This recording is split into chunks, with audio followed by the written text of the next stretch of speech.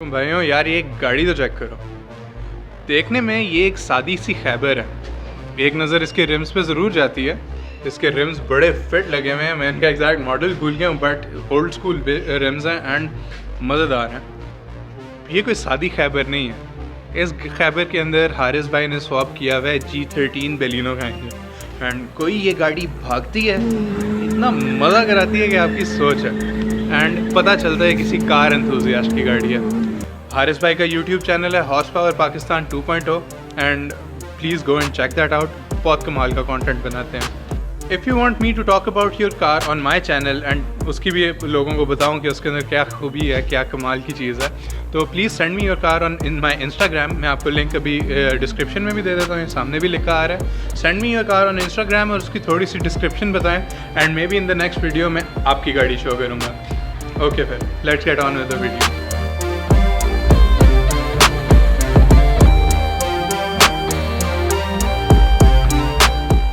Assalamualaikum everyone, good afternoon and welcome back to Nightmare Autos. My name is Umar Suhail, this is my beautiful K20 Corolla और ये है वो tyre जो इस Corolla ने GC में फाड़ा था। आप कह रहे होंगे थोड़ी सी सेटिंग चेंज की है and that would be right, because मैं कह रहा था अंदर जब मैंने वीडियो बनाई थी बड़ी ब्लीक हो गई थी और कैमरा इधर पकड़ के घूमने वाला सीन ज़रा ऑफ था, बाजू थक जाते थे यार।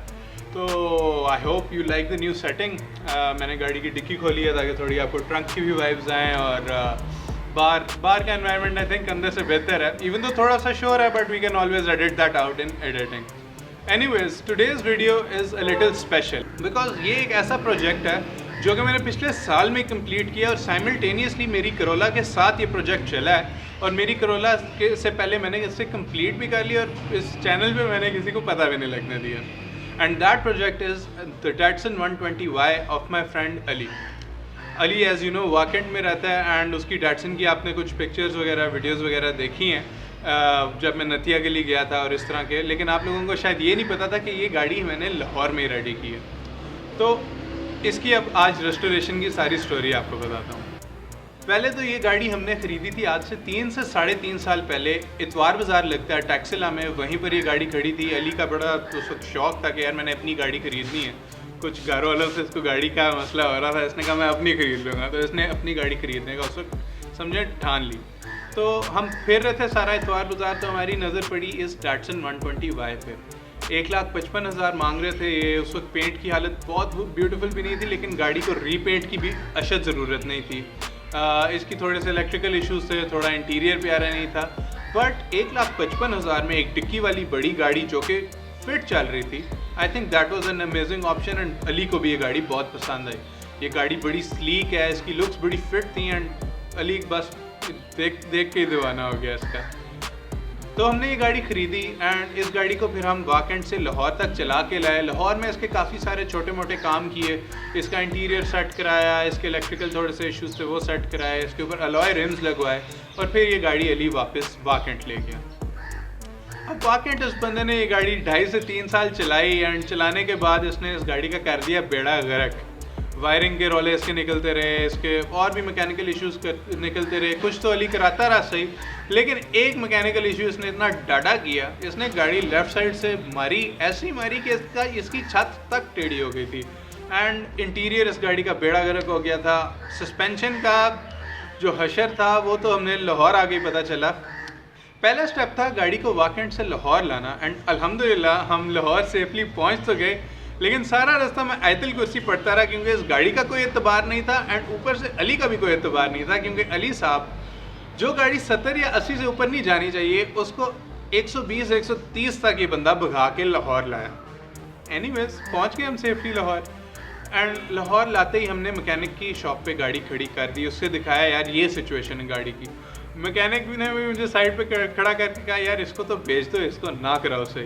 एंड टू बी ऑनेस्ट मेरा अपना भी कुछ यही मूड था। उस वक्त हमारे पास एक बहुत अच्छी ऑप्शन भी थी Datsun 120Y की ही। एक गोल्डन कलर की Datsun 120Y थी जिसका फ्रेशली सस्पेंशन इंजन का काम हुआ था एंड इनफैक्ट उसमें AC भी लगा हुआ था and I think that was an amazing option अगर अली अपनी गाड़ी उस वक्त चेंज कर लेता। अली को बड़ा समझाया, इवन हमने उस गाड़ी की जाके टेस्ट ड्राइव भी ली, तो अली साहब ने उस टेस्ट ड्राइव करने के बाद मुझे कहा उमर ये Datsun तो है लेकिन ये मेरी Datsun नहीं है। खामोशी इख्तियार की मैंने थोड़ी देर और मैंने कहा इस बंदे से बहस करने का कोई फ़ायदा नहीं है, उसने जो ठानी हुई है वो करके देना पड़ेगा। तो खैर हमने फिर स्टार्ट कर दिया इस गाड़ी को रिस्टोर करने का प्रोसेस सारा, and I think that restoration process was even tougher than for this car, because उसकी डेंटिंग बिल्कुल स्क्रैच से होनी थी, उसमें बहुत सारे पीस लगने थे एंड गाड़ी रस्टेड थी, ख़त्म थी, आगे से हिट होके टेढ़ी हुई थी, आगे से एक साइड तो इसकी सारी दोबारा बननी थी। लेकिन अब इस सब में मैंने अली को कहा था तकरीबन तेरी गाड़ी 2 से 3 महीने में तैयार होगी, और अली तो उस बात पे भी नहीं मान रहा था, वो तो कह रहा था महीने हफ्तों के अंदर मुझे गाड़ी रेडी करके दो। एंड 1-2 और डेंटर से हमने पता किया, किसी ने हमें 3 लाख बजट दिया, एक हमने अपने पेंटर से पता किया, वो ज़रा मेरा लिहाज कर लेता है, उसने मुझे 80,000 में डेंटिंग और पेंटिंग का कहा। लेकिन उसने क्या करना था, उसने करना था जो पार्ट्स रस्टेड थे उनके ऊपर कवर कर देना था पुटीन से, कुछ 2-4 पीस लगा के गाड़ी पूरी कर देनी थी।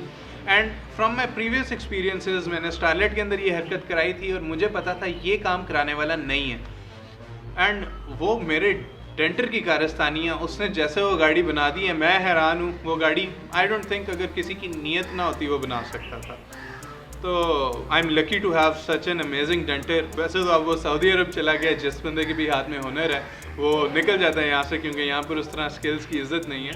तो एनीवेज उसने उस गाड़ी का हुलिया तब्दील कर दिया, उसने उसका फ्रंट सारा बनाया, उसने सारे फर्श रेडी किए, उसने सारी गाड़ी एक दफ़ा छील दी, जहाँ जहाँ से पीसेस लगने थे, जहाँ जहाँ से गाड़ी की डेंटिंग होनी थी, उसने बेहतरीन तरीके से उस गाड़ी की सारी डेंटिंग की।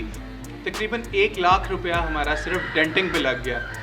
इशू ये हो गया दरमियान में हमारा डेंटर थोड़ी देर बीमार भी हो गया, बारिशें हो गई और इस तरह के बहुत सारे मसले आए, जिसकी वजह से डेंटिंग का काम हमारा बहुत डिले हो गया। जो अली को मैंने 2 से 3 महीने में गाड़ी रेडी करने का कहा था, 2 से 3 महीने तो सिर्फ डेंटिंग पे लग गए। एनीवेज डेंटिंग के बाद हमने फिर डेंटर को थोड़ा रश किया, हमने कहा यार ज़रा जल्दी जल्दी ख़त्म करे काम, तो हम फिर गाड़ी को ले गए पेंट की तरफ। अब पेंट अली ने मेरी कॉपी की, भाई मैंने बड़ी देर से सोचा था ग्रीन पेंट कराना है, अली साहब पहले ब्लू करते करते एंड में उसने ग्रीन पेंट कह दिया, चलो कोई बात नहीं, अच्छा है ट्विनिंग हो गई। अली और मेरी गाड़ी तकरीबन सेम पेंट में हुई, तो हमने ग्रीन पेंट पहले होदे में कराया और गाड़ी हम ले गए मैकेनिक के पास, वहाँ से हमने जाके इंजन फिट कराया और गाड़ी आर्बिट्रेरीली स्टार्ट करके हम वापस पेंटर के पास आ गए। रोला डाल गया यार, रोला बड़ा है आज की वीडियो में। एनीवेज जहाँ डेंटर ने इतना टाइम लगा दिया, अली एंक्शस हो रहा था यार गाड़ी मुझे पहुँचा, लेकिन अभी वो तो पॉसिबल नहीं था क्योंकि पेंट भी रहता था। अब पेंट के लिए एक और रोला हो गया, सर्दियों का टाइम था और पिछले साल आपको भी पता होगा बारिशें जाने का नाम नहीं ले रही थी। एनीवेज पेंट का काम भी डिले होते होते 1.5 से 2 महीने लग गए एंड तकरीबन 5 महीने तो इधर ही हो गए। तो पेंट का काम कंप्लीट हुआ, उसके बाद हम गाड़ी ले आए अपने मैकेनिक के पास। मैकेनिक हमारा ज़रा फिट बंदा, गाड़ी के अंदर ज़रा वाटर बॉडी चेंज होने वाली थी, एक इसका टाइमिंग चेन का कवर चेंज होने वाला था, सीलें सारी डलने वाली थी इंजन की, इंजन का थोड़ा बहुत ये काम था एंड तकरीबन 45 से 50,000 हमें कोट किया, which is very expensive for an overall exterior of an engine. But उस बंदे ने जो काम किया, वो बंदा नए पार्ट्स ढूंढ लाया, 1980 मॉडल गाड़ी के फ्रेश वाटर बॉडी और टाइमिंग चेन का कवर फ्रेश, और भी चैनें ऐसी थी जैसे मेरा यानी इंजन का उसने हुलिया एक दफ़ा तब्दील कर दिया। एंड आप अभी देख रहे होंगे कि माशाल्लाह ऐसे लग रहा था 0 मीटर इंजन है। फिर उसने किया सस्पेंशन का काम, शॉक्स ने डले एंड बहुत सारा काम करते करते तकरीबन 80 से 90 हज़ार इसकी मैकेनिकली सारे हमारे लग गए, बल्कि ज़्यादा ही लगे। मैकेनिक में शायद 1.5 लाख का बिल बना था, 1.5 लाख के अराउंड इसके मैकेनिक पे लगे थे। 1 लाख रुपया डेंटिंग पे लग गया, 60-70 हज़ार इसके पेंट पे लग गया। एंड पे जो सारा रेस्टोरेशन का बजट हमारा 3.5-4 लाख के अराउंड आ गया था।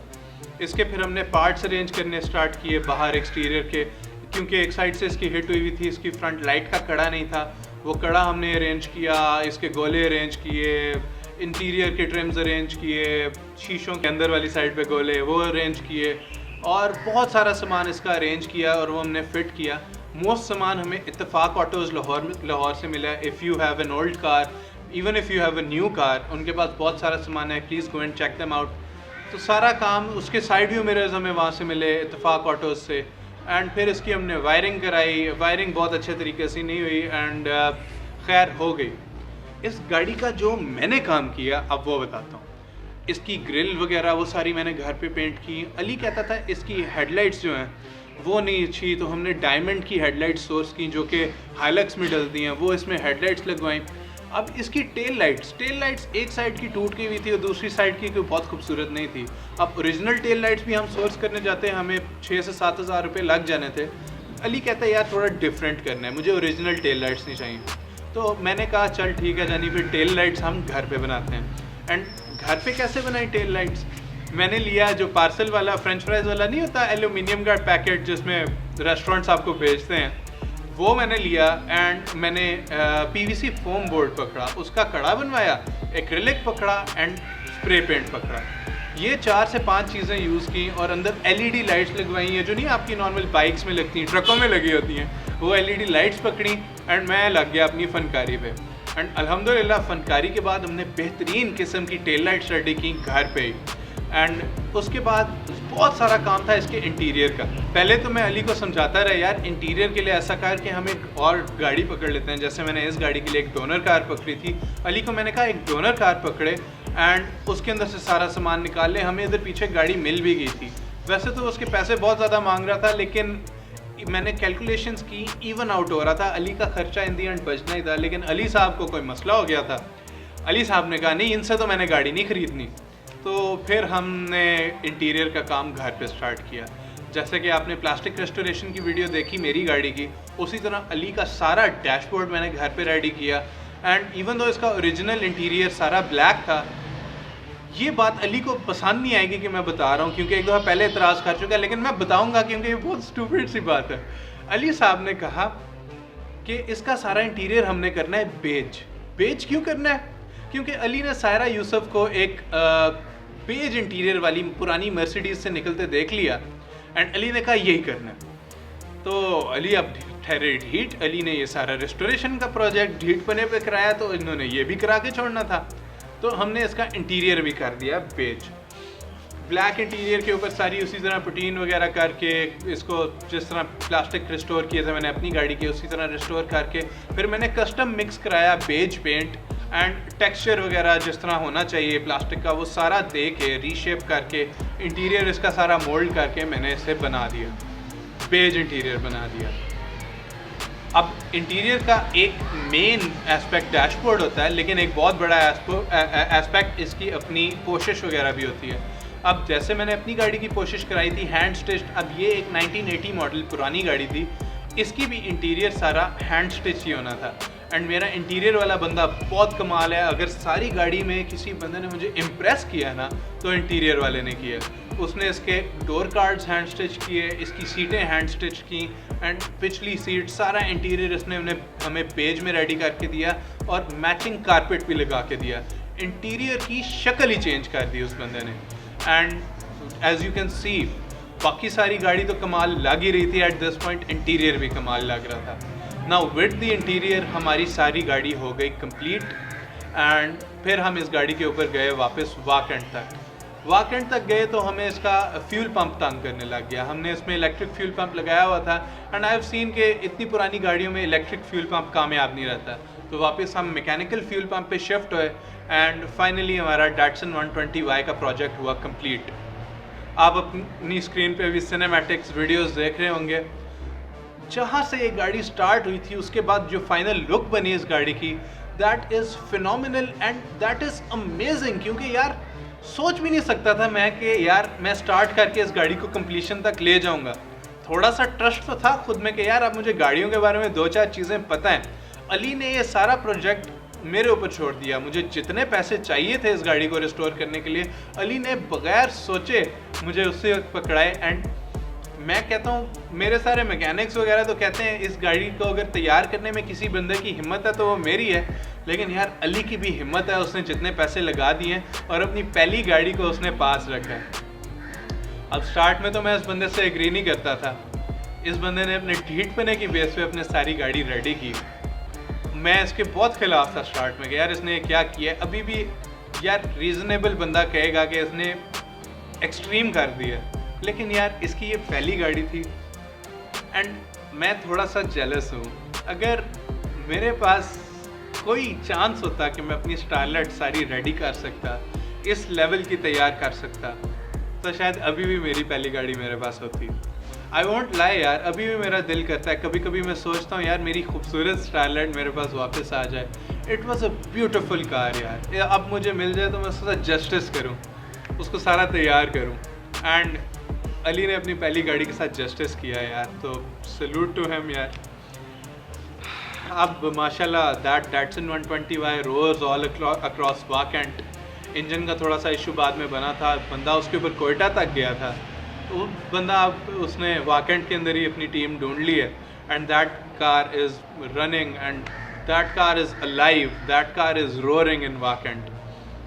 खैर, this was all the story of the secret project that we pulled off on Nightmare Autos. I hope आपको पसंद आया हो ये restoration project, and अगर आपको पसंद आया है और आप इस तरह के और projects देखना चाहते हैं, make sure to subscribe to the channel if you've not already subscribed to it. Like this video, comment यार, बताओ आपको ये restoration की story कैसी लगी, and अगर इस तरह की एक और story सुनना चाहते हो तो मेरे पास 2 stories ऐसी पड़ी हैं। तो कीप सपोर्टिंग द चैनल, आपकी सपोर्ट की वजह से ये चैनल चल रहा है, आपकी सपोर्ट की वजह से मैं वीडियोस भी बना रहा हूँ। Thank you for supporting me, thank you for watching my videos. बाकी that's all for today, take care, अल्लाह हाफ़िज़।